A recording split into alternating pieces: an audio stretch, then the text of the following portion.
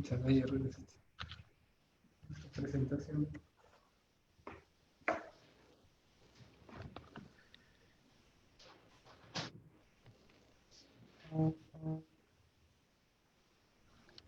Buenas tardes. La Comisión de Derechos Humanos del Estado de Puebla les da la más cordial bienvenida a esta videoconferencia denominada Prevención de la Violencia Escolar o Bullying, la cual será impartida por el maestro Salvador López Hidalgo, quien es el titular de la Unidad Especializada para la Protección Efectiva, Observancia, Promoción, Estudio y Divulgación de los Derechos de las Niñas, Niños y Adolescentes de esta Comisión de Derechos Humanos. A continuación, el maestro Salvador hace uso de la palabra. Bienvenido, maestro. ¿Qué tal? Muy buenos días a todo el auditorio de la Comisión de Derechos Humanos. Bueno, pues hoy vamos a hablar un poco sobre lo que es la prevención de la violencia y el acoso escolar, o también denominado mundialmente bullying. Para eso voy a empezar con dos frases de pensadores que me gustaron y que van muy relacionadas con este tema. La primera frase dice: la violencia no solo es matar a otro. Hay violencia cuando usamos una palabra denigrante, cuando hacemos gestos para despreciar a otra persona, cuando obedecemos porque hay miedo.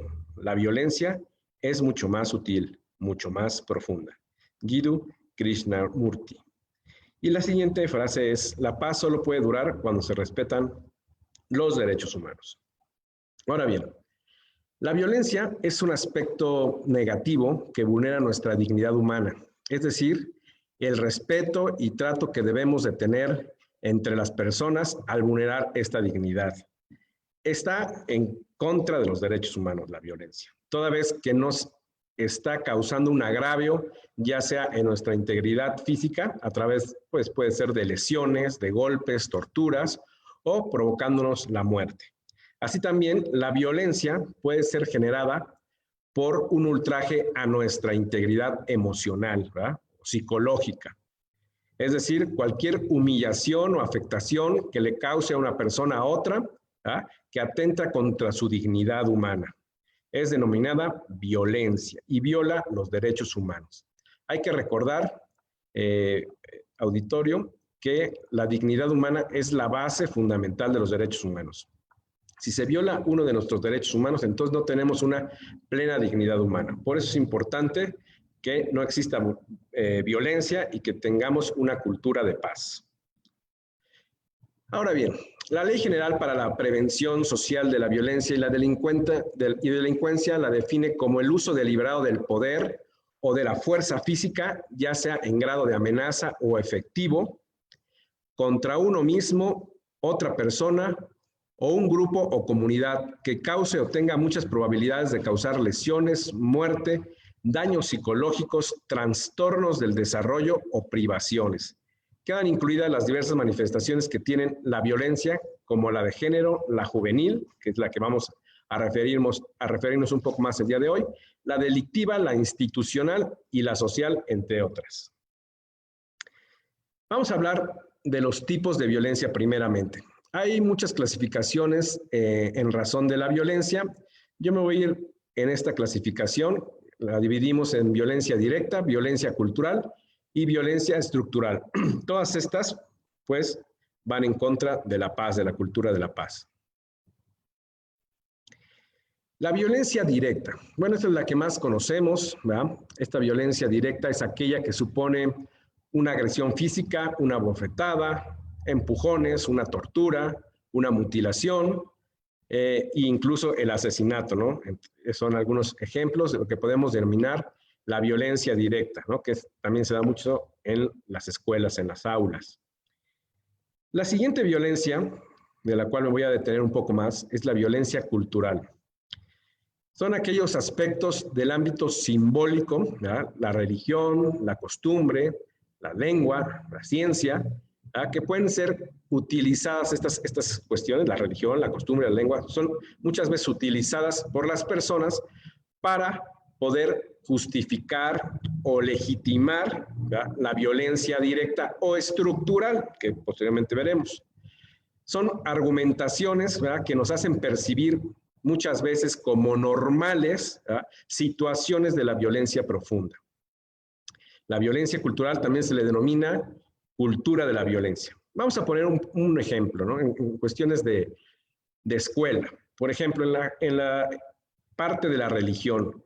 Hay ocasiones que, por ejemplo, yo les comento a los alumnos o alumnas a los cuales les doy conferencias, que qué pasaría si llegara un niño musulmán, un niño de religión budista. Muchos de ellos me contestan, pues sí, sentiríamos una forma rara para poder convivir con ellos, no nos sentiríamos de inicio a gusto, ¿verdad? Suele pasar esas situaciones porque son cuestiones desconocidas en algunas ocasiones, pero para eso también hay que trabajar la parte de la no discriminación. Entonces, esa sería una violencia en cuestión de la religión en contra de un niño que que perteneciera a otra religión.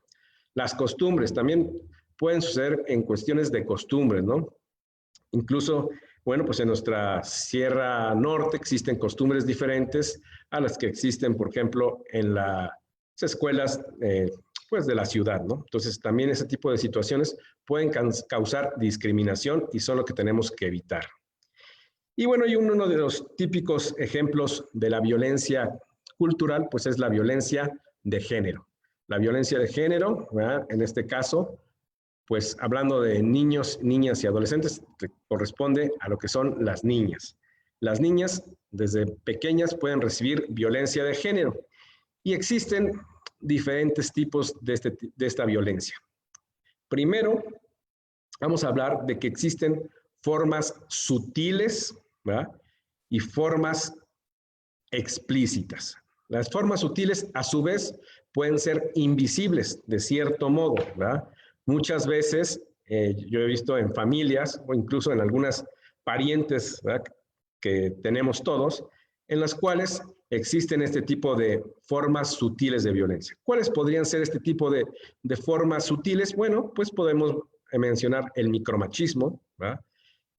No me dejarán mentir, muchas veces en las casas, el papá o la mamá le dice a la hija, por favor, sírvele de comer a tu hermano, ¿no? Entonces, desde ahí vamos viendo ciertas cuestiones micromachistas, ¿no?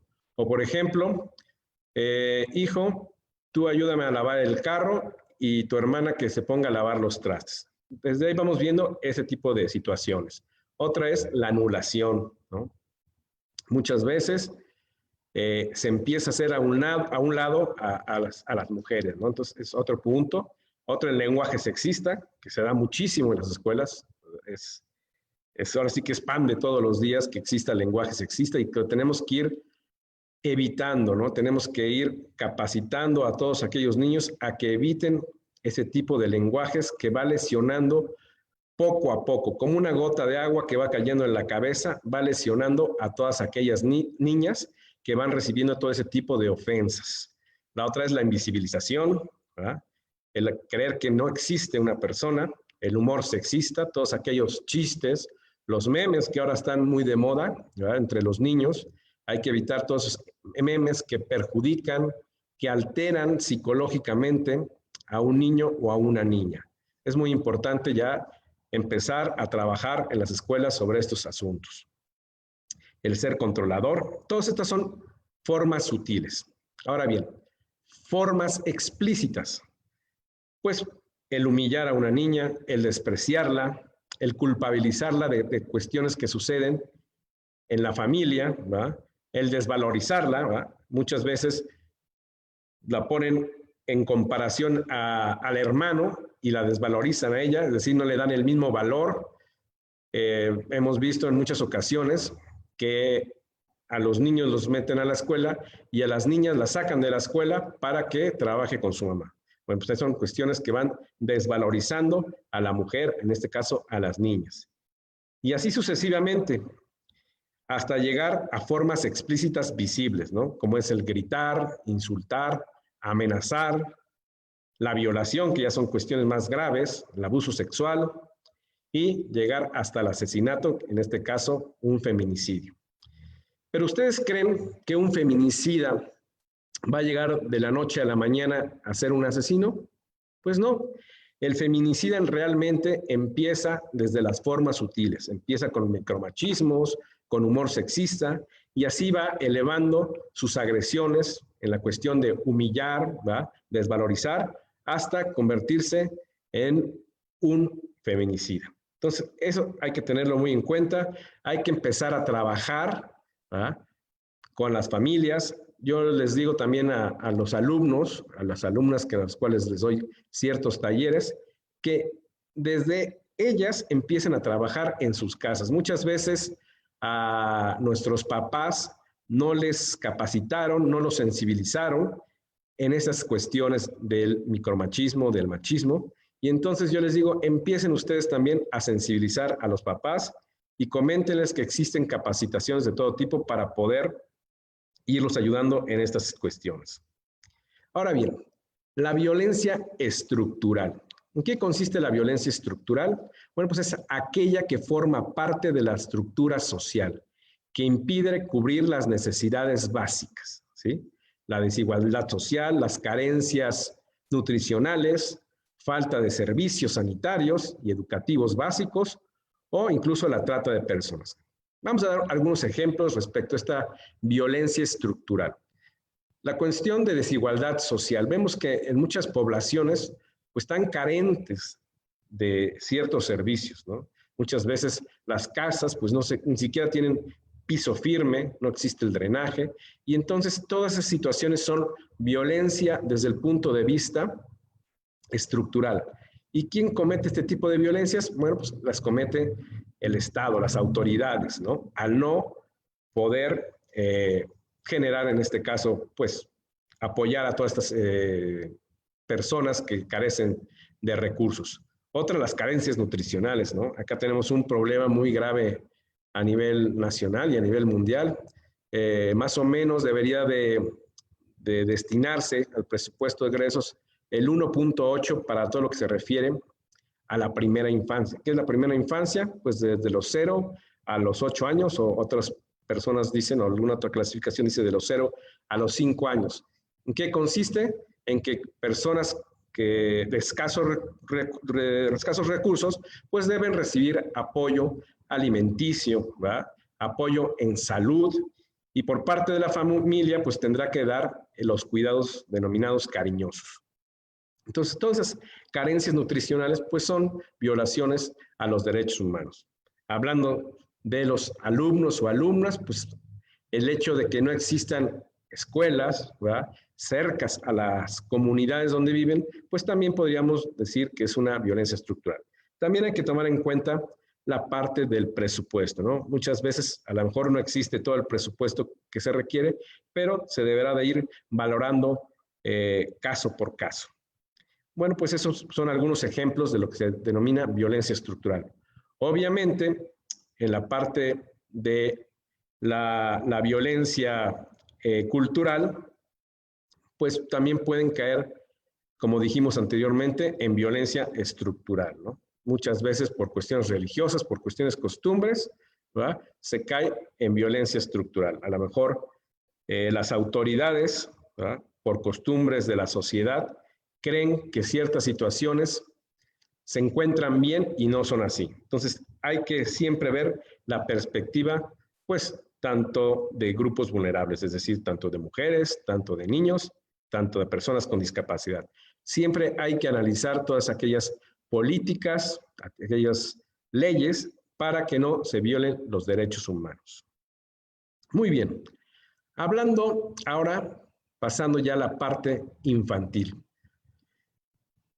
¿Cuáles son las clases de violencia infantil? Bueno, primero tenemos la violencia en la primera. Es más bien, son las etapas, ¿no? La violencia infantil podría decirse que hay 3 etapas. La primera etapa es en la primera infancia. Como les decía yo, algunos establecen que la primera infancia termina a los 8 años, es decir, de los 0 a los 8 años, otras hasta los 5. ¿Verdad? Y esta violencia suele realizarse a través de los padres o madres, ¿va?, o la persona que se carga del cuidado del niño, ¿sí? Y muchas veces por cuestiones de métodos disciplinarios, que también se dan por costumbres, que debemos de erradicar, ¿va?, pues pueden afectar el desarrollo cerebral del niño.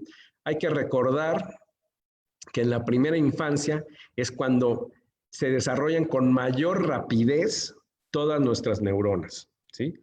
Es una cuestión impresionante la manera en que se van desarrollando nuestras neuronas y desgraciadamente, si en esa etapa se van interrumpiendo esos desarrollos neuronales, ya no va a ser posible en todas las demás etapas del ser humano a poder recobrar ese desarrollo neuronal. Entonces, demasiado importante que se respete a los infantes o a los niños, niñas de primera infancia, ¿sí? Estos problemas incluso hay estadísticas que señalan que por cuestiones de esta naturaleza, pues los niños salen de las escuelas, su nivel de producción en la parte adulta disminuye entre un 25 y un 30%. Entonces, hay que tener mucho cuidado, papás, mamás, de no realizar afectaciones, ¿verdad?, de tamaño psicológico grave o golpes graves en esta etapa. Bueno, en ninguna, pero en esta etapa primordialmente es importante. La segunda etapa de la violencia es a partir de los 6 a los 11 años. Esta etapa se realiza en muchas ocasiones, ya va disminuyendo, pero sigue habiendo todo este tipo de casos cuando los maestros, en forma de castigos corporales o humillaciones, afectan a un alumno o a una alumna. También esta violencia se da entre pares, es decir, de alumnos contra alumnos, en lo que nosotros denominamos acoso escolar o internacionalmente conocido como el bullying. En este sentido, las niñas suelen ser víctimas de acoso psicológico, ¿verdad? Normalmente las niñas, su principal bullying, llamémoslo así, es la exclusión, ¿sí? Es lo que más realizan las mujeres, excluir a otra niña, ¿verdad?, de su círculo social, ¿verdad?, o realizar ciertos rumores, ¿verdad?, expresar rumores dañinos, ¿verdad?, mientras que los niños es diferente el tipo de violencia que utilizan o el tipo de bullying. Los niños son más propensos a la violencia física y a las amenazas, ¿verdad? Las consecuencias, ¿verdad?, es que exista un bajo rendimiento y un abandono escolar, tanto de niñas como de niños. Así suele suceder y desgraciadamente, ahorita vamos a ver algunas estadísticas, México y Puebla no estamos dentro de los mejores lugares a nivel mundial. Por otro lado, la tercera etapa, tenemos la violencia en la adolescencia. Esta va desde los 12 a los 17 años y esta puede manifestarse ya sea tanto en la escuela como fuera de la escuela. Ya los niños, niñas o jóvenes o jovencitas empiezan a salir al exterior y también por consecuencia empiezan a recibir ciertas violencia en ese aspecto, ¿no?, en la calle. Como estadística, 8 de cada 10 agresiones contra niños, niñas y adolescentes, ¿va?, suceden en la vía pública. Así también hay que poner énfasis en esta situación, porque es cuando también las jovencitas, las adolescentes, empiezan a recibir lo que es violencia sexual, acoso sexual, a partir de esta fecha, entre los 12 y los 17 años. ¿Ah? Y se vuelven, por lo tanto, un grupo vulnerable. Bien. La violencia en el ámbito escolar es una realidad que afecta pues, cada día a millones y millones de niños y jóvenes, ¿verdad?, y que violenta sus derechos humanos. Como estadística podemos señalar que en el plano internacional cerca de 246 millones de niños y adolescentes pueden ser víctimas de la violencia al interior y alrededor de sus escuelas. Este es un dato de la UNESCO. Y en relación, la OECD también señala una estadística que dice que en el caso de México ocupa el primer lugar a nivel internacional de casos de bullying en educación básica, ya que afecta a 18 niños, 781,875 alumnos de primaria y secundaria. Por lo tanto, a nivel mundial somos el número 1 en bullying. Eso está muy grave. prácticamente decimos que entre 6.5 y 7 niños o niñas reciben bullying de cada 10, ¿sí? Así también podemos decir que existen de cada 10 niños, en caso de niños de otra preferencia sexual, 9 reciben bullying, ¿sí? Más o menos unos 3 millones de niños o niñas desertan, ¿ah?, mes con mes en las escuelas, ¿verdad?, por cuestiones de bullying. Entonces hay que tomar en cuenta todas estas situaciones porque la verdad ya es preocupante. Y a nivel, al plano nacional, podemos decir que los estados con mayor incidencia de bullying pues son el Estado de México, Jalisco, Ciudad de México, Veracruz, Guanajuato, Chihuahua, Nuevo León, Puebla y Tabasco. Entonces, Puebla está dentro de los estados donde existe mayor cantidad de bullying. El sistema educativo del estado establece que está prohibida la violencia, el hostigamiento y el acoso escolar. Ahora bien, vamos a ver cuál es la definición de bullying o acoso escolar, ¿verdad? Se le denomina de las dos formas. El bullying, vamos a decir que es un comportamiento negativo, repetitivo o intencional que llevan a cabo uno o más individuos contra una persona que tiene dificultades para defenderse, ¿sí?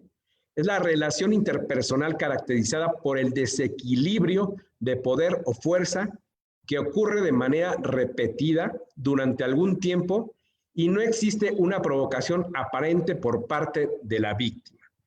Vemos, ¿verdad?, que tiene ciertas características entonces esta definición, el bullying, ¿verdad? Es un predominio del poder, ¿verdad?, del acosador, ¿verdad? El acosador también se le denomina bully, sobre la víctima o el acosado. Las agresiones son constantes. Aquí hay que diferenciar también esta situación. No todas las agresiones, no todas las molestias, digámoslo así, son bullying. Hay burlas, ¿verdad?, que se dan entre amigos, pero que no son repetidas y aparte que no causan una afectación psicológica como tal. Es decir, acá tienen que ser constantes, repetidas, ¿verdad? Hay que ver esa situación. Otro punto es que se pueden agredir de manera verbal, física o psicológica, ¿sí? Hay diferentes tipos de bullying y ahorita vamos a ver que hay más tipos de bullying. Los testigos de las acciones normalmente participan, ¿verdad?, y por lo tanto generan mayor afectación al agredido. Es un miedo continuo ante la presencia o encuentro con su agresor. Desarrolla miedo y desconfianza en sí mismo y disminuye su rendimiento académico. Vemos entonces cuáles son las consecuencias del acoso escolar o bullying. Primeramente vamos a ver qué es un impacto, ¿verdad?, en su salud física. Va a haber un trastorno del sueño, el niño no va a poder dormir, ¿verdad?, día tras día va a ir recibiendo una afectación física al no poder dormir. No va a querer comer, falta de alimentación y ojo, esos son detalles que tienen que ir viendo los padres de familia. Esa parte de no puede dormir, no puede alimentarse, tiene problemas digestivos, ¿verdad?, como diarrea, ¿verdad?, dolor de cabeza, fatiga y agotamiento, entre otras cosas, son lo que va produciendo las consecuencias del bullying. Hay que tener mucha atención en esto, padres de familia. Consecuencias psicológicas también, ¿verdad?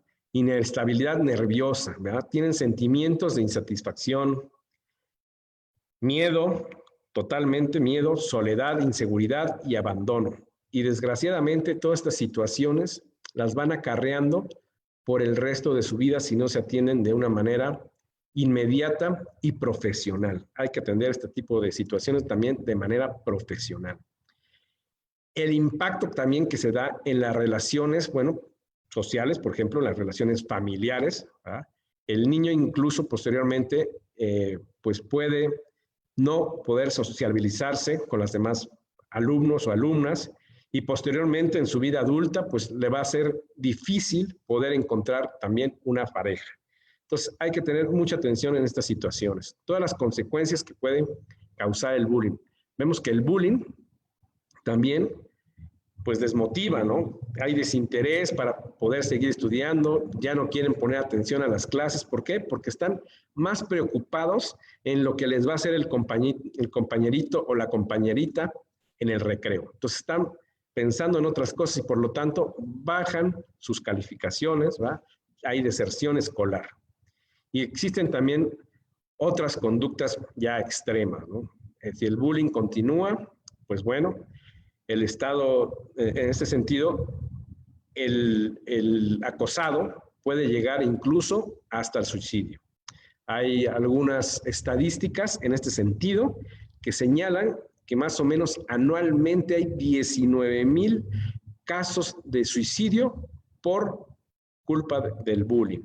Entonces, hay que tomar en cuenta toda esta situación. Padres de familia, tratar de hacerle caso a sus hijos cuando hablen de estas cuestiones. Muchas veces la persona agredida no tiene el valor, ¿verdad?, para poder hablarlo con sus papás. Aquí también es una reflexión también para los compañeros. Si eres un buen compañero o compañera, pues y ves que a un compañerito o compañerita recibe bullying, pues tú también puedes denunciarlo, también puedes apoyar a evitar este tipo de comportamientos negativos que afectan desgraciadamente mucho a las personas. El bullying, bueno, pues es tan amplio que puede estudiarse desde 3 ámbitos, ¿no? Desde el punto de vista médico, ¿verdad?, como un problema médico, es un problema de salud, ¿sí? Un problema psicológico, ¿verdad?, porque hay las afectaciones que se reciben a estas personas y también son afectaciones que también tienen muchas de las veces el bully, es decir, el agresor. La gran mayoría de las veces el agresor también realiza el bullying porque en su casa existe algún tipo de violencia familiar. Entonces, hay que tener también en cuenta esta atención, hay que dar atención psicológica tanto al agresor como al agredido.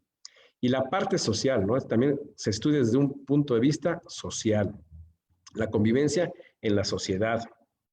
Y no hay que olvidar el punto de vista jurídico, ¿sí?, que es también la parte en la que nos toca hablar aquí en la Comisión de Derechos Humanos, porque el bullying muchas veces se convierte en una conducta antisocial. Es decir, muchas veces de esto deriva en un delito posteriormente, ¿no? Hay estadísticas en que de cada 10 personas, ¿verdad?, una se vuelve delincuente. De esas personas que son agresores, una en la edad adulta se vuelve delincuente. Bien. El origen del bullying, pues, es reciente, es a partir de 1993 en los países escandinavos, principalmente en Noruega, con Dan Olweis, ¿verdad?, y él establece que debe haber siempre un comportamiento agresivo, debe haber un patrón repetitivo, es decir, que se tiene que repetir día con día o muy frecuentemente, y también que hay un desequilibrio de poder. Normalmente el bullying se da entre el más fuerte contra el más débil, o al que el niño pues no es agresivo y el otro es agresivo, o entre un niño mayor de edad a uno de menor edad. Entonces siempre va a haber un desequilibrio de poder o de fuerza. Bien, vamos a ver que existe, y muchas veces me preguntan, bueno, ¿es lo mismo la violencia escolar o el bullying? De cierto modo sí, es lo mismo, solamente que la violencia escolar podríamos decir que es el género, ¿ah?, y el bullying es una especie de esa violencia escolar, ¿sí? ¿Por qué? Porque la violencia escolar es la agresión que se da entre los miembros de la comunidad escolar, ¿no? También es un uso intencional de la fuerza, es un poder físico, una amenaza, ¿verdad? Y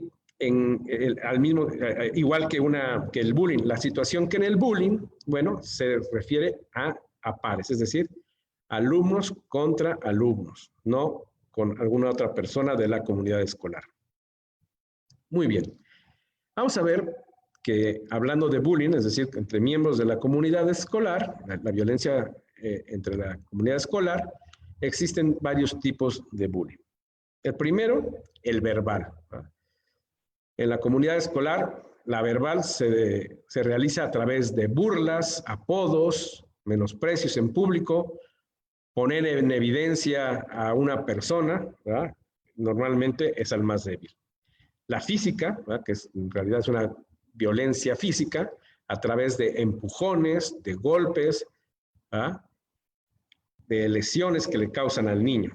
Existe otro que es el material, ¿sí? Cuando se realiza ese bullying a través de la destrucción de sus uniformes, de sus libretas, de sus útiles, ¿no? Ese es el bullying material.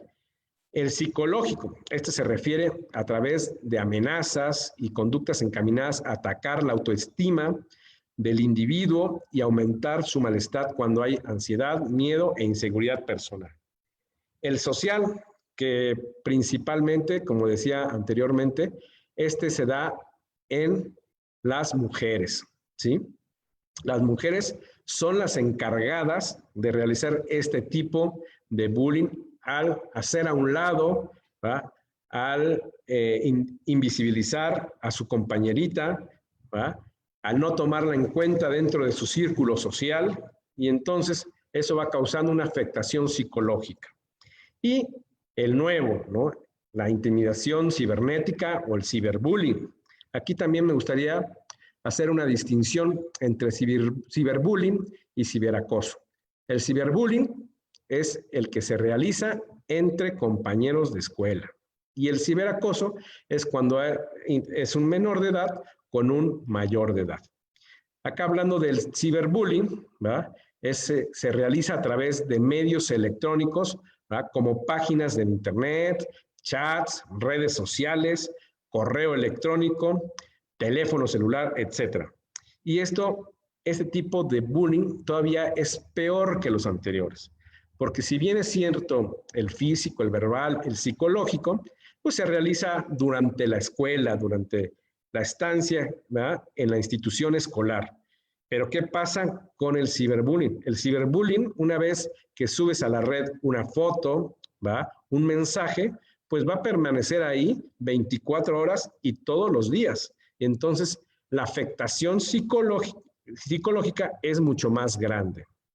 Aquí por eso también pongo un paréntesis para los padres de familia. Tienen que estar muy atentos en lo que suben sus hijos. Hay que ir de cierta manera, ir vigilando qué es lo que suben, qué es lo que ven, ¿verdad? Porque también es grave la que sucede en estas situaciones. Incluso ya existen delitos en este sentido. Hay que recordar la ley Olimpia, que es una violación a la intimidad personal, en donde incluso ya hubo el primer sentenciado. Bien.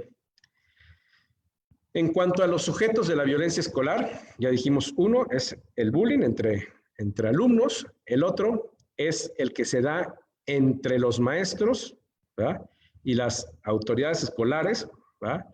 Con los alumnos, en donde también puede existir este tipo de violencias. Muchas veces los maestros, aunque ya menos, todavía siguen castigando de manera física a los alumnos. Este tendría que ser otro de los sujetos de la violencia escolar, los maestros, ¿verdad? O viceversa, también de los estudiantes a los maestros.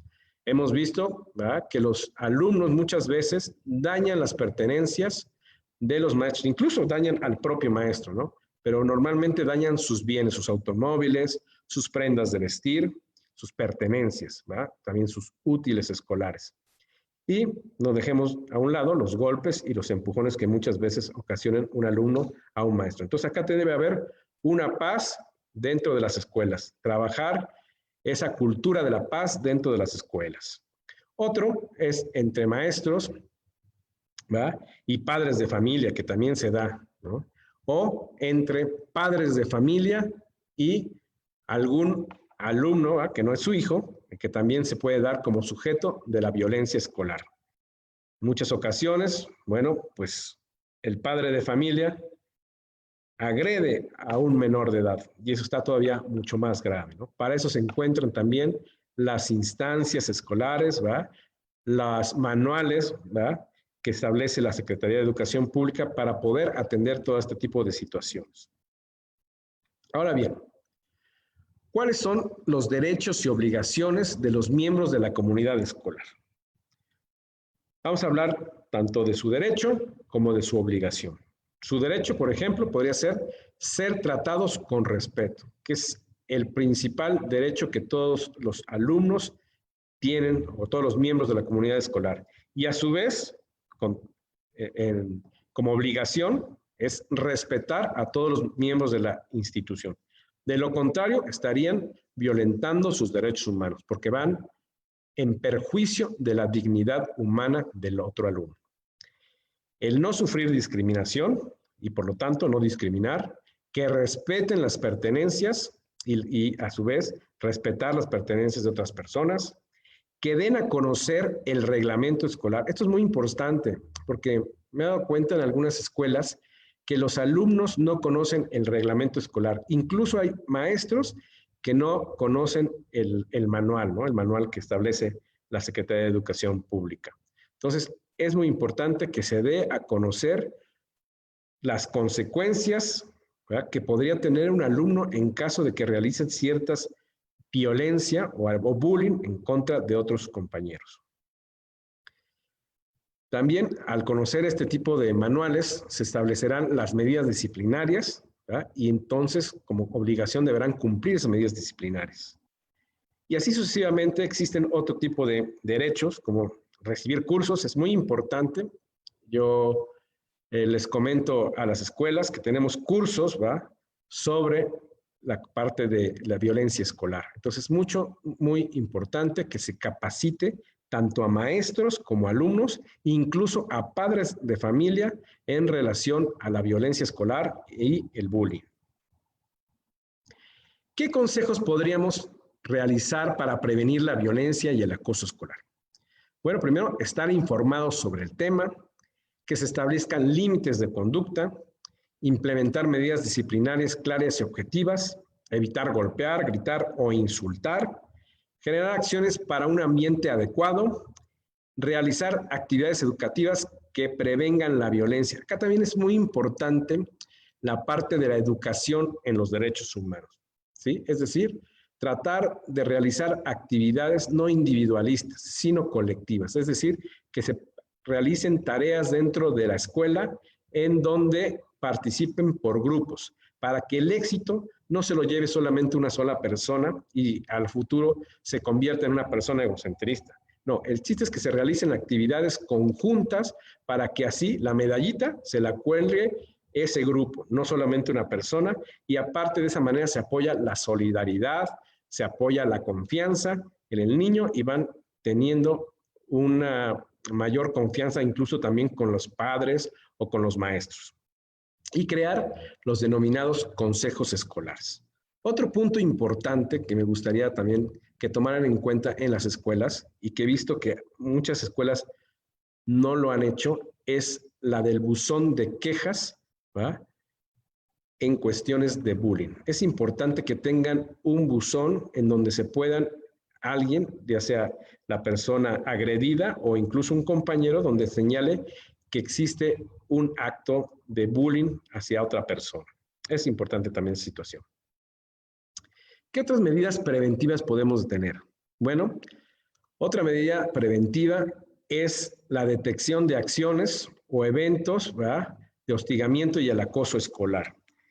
Los maestros, ¿verdad?, y los padres de familia deben identificar esas acciones, como ya dijimos anteriormente. Es importante, con lo que ya dijimos, que identifiquen esas acciones y que se señalen de manera inmediata, que no sigan a través de los días, porque eso va a violentar cada vez más y va a perjudicar al niño o a la niña. Estas acciones no deben de ser de manera agresiva, ¿verdad?, no son represorias, deben ser utilizando métodos de solución amigable y pacífica, ¿sí? No podemos utilizar ningún tipo de castigos corporales. Para eso hay que utilizar métodos de solución pacífica. Otro es la capacitación en materia de derechos humanos.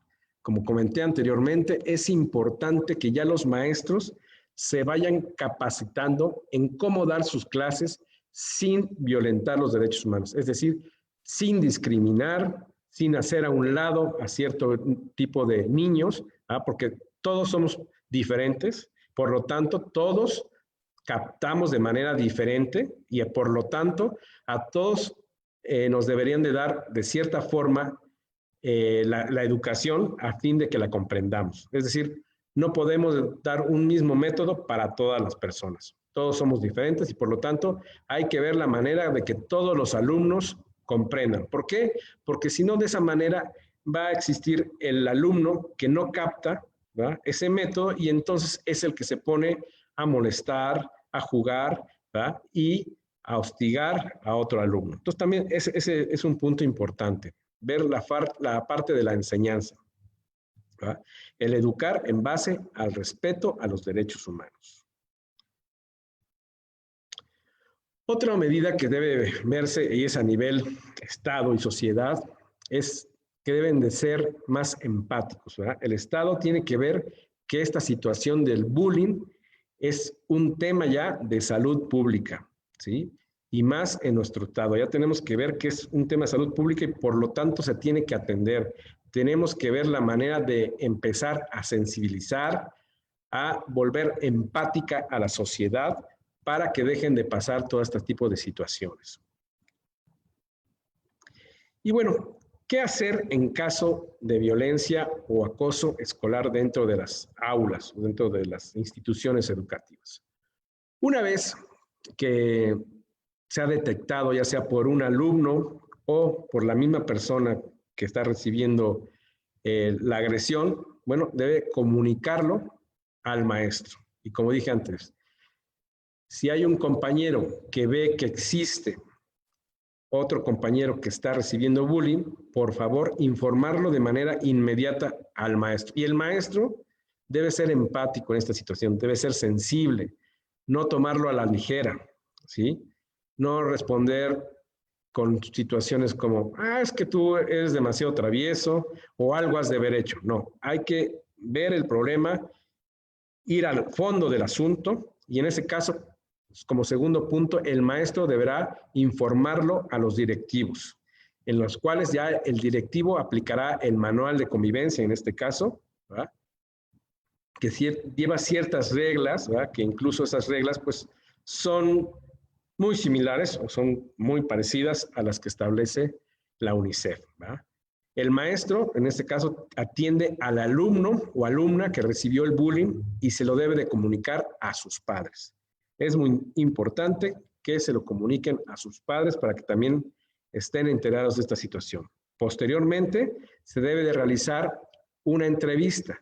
Pero esta entrevista no solamente va a ser con los padres del bully o el acosador y el acosador, sino que debe ser entre todos los miembros. Hay que hacer entrevista a todos los miembros, a los papás del bully, al hijo que bulea, ¿verdad?, al acosado y a los padres del acosado y a los maestros de ese salón. A todos hay que entrevistarlos y hay que realizar ciertas actividades o tratar de llegar a métodos pacíficos. A su vez, se tendrán que tomar ciertas medidas. En este caso, se deberá de mandar al psicólogo a las dos partes, tanto al acosador como al acosado, ¿sí? Los dos van a requerir de atención psicológica. Es muy importante, por lo tanto, ¿va?, y en pro de la educación inclusiva, que todas las escuelas cuenten con un psicólogo. Es uno de los objetivos de la Agenda 2030, en la cual ya deberán de tener psicólogo todas las escuelas y por lo tanto deberán ser atendidos todo ese tipo de situaciones. Además de que deberá la escuela generar cierto clima, ¿verdad?, pacífico, una cultura de paz dentro de las escuelas. Tendrá que haber ciertas actividades para que se dejen de realizar este tipo de situaciones de bullying. Muy bien, pues hasta aquí yo creo que podemos terminar con esta plática. No sé si tenga alguna pregunta por parte del público. Esperemos a ver ahorita si existe alguna otra pregunta. Gracias, maestro Salvador. No hay ninguna pregunta hecha por el público, ¿sí? Agradecemos su excelente ponencia y por parte de la Comisión de Derechos Humanos del Estado de Puebla, agradecemos a las personas que nos sintonizaron en nuestra página oficial y en nuestras redes sociales, ¿sí? Muchísimas gracias y buen día. Muchas gracias. Hasta luego. Hasta luego.